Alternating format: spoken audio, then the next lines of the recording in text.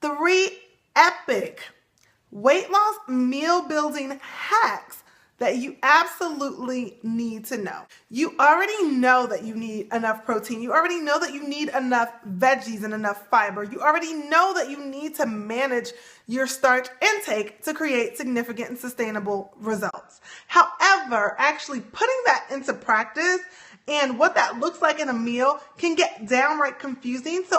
And even when it's not confusing, let's be real, sometimes the way that we know how to do it is boring, it's bland, it's tasteless, and we can only take so much of that before it just seems like the goal just isn't important enough to endure that anymore. Number 1, this is super simple. Beat boredom with spices and seasoning, you guys. There's only so many ways that I can say protein and veggies and sometimes starch, right? And quite honestly, that's what you need to be eating in order to create significant weight loss and weight loss that is sustainable without just slashing calories and things like that that ultimately backfire.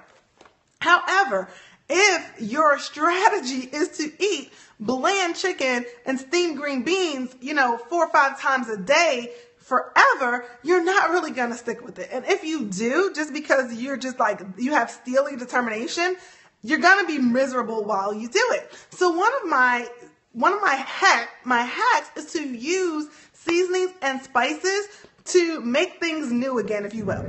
Hack number 2 is experiment with veggie substitutes for higher carb options. So mainly we're talking about sides, your side dishes, right? So we know that one of the things that you need for significant sustainable weight loss is you need to manage your starch intake. Most of us simply cannot, unless you're an athlete, most of us simply cannot eat starch like rice, potatoes, crackers, bread, cereals with 4 or 5 meals per day and still get and stay lean, right? Have that fierce figure. I tease all the time that often we fuel like an Olympian and we work out like a weekend warrior and we wonder why we're not dropping weight. So it's one thing to understand that you need to manage your starch intake, and for some of us that may mean limit it if we're used to eating a lot, but it's a whole other thing altogether to know, like, then what do I eat instead? Like, how am I full? I don't want to just eat, again, that whole grilled chicken and green beans all the time. Here's my epic hack.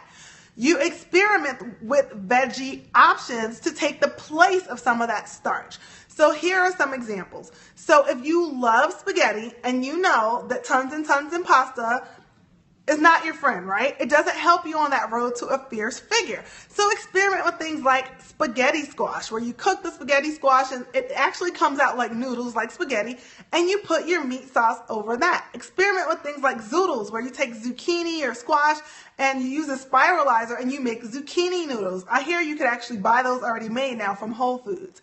You take things like cauliflower and you can make riced cauliflower, but some of my clients who are foodies do exactly using cauliflower as mashed potatoes. One of the things that I do, so if you're a medium maintenance girl like me and you don't spend a ton of time in the kitchen, I use butternut squash, which I buy already peeled and cubed in the frozen food section. I use that in place of potatoes for some of my meals, you guys. So that is an epic hack that will help you put into practice what you know, right? You need your veggies, you need to manage your starch, but do it in a way that's actually enjoyable and sustainable and to help you make meals that you want. Okay, guys? Number 3 is, you guys know I like dessert, right? I'm not shy about the fact that I love dessert. I like to have dessert every single day, sometimes more than once, and that's not exactly figure friendly. So if you are in that camp too, you're gonna love epic hack number 3. So what you do is you turn some of your favorite desserts into their higher protein, lower sugar, I call it cousins, okay? What's the problem with dessert? Because typically desserts are going to be high in sugar and high in fat and low in protein all at the same time. And that combo is a recipe for a disaster. It is not figure friendly. It does not help you keep the right curves and get rid of the ones that you don't want, the lumps and bumps, right? So what do? Just get rid of dessert forever? No, I wouldn't, so I'm not going to ask you to.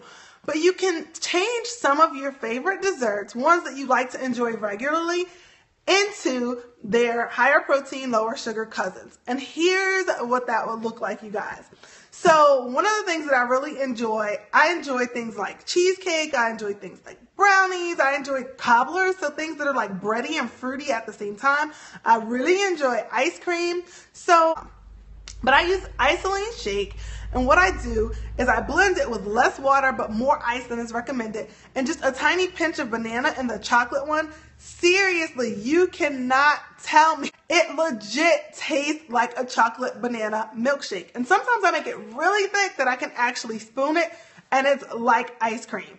And it's not about giving it up or giving in. You don't have to choose between giving it up or giving it in. You can create these dessert cousins that will help you stay in the game and enjoy it. And here's what I want to tell you.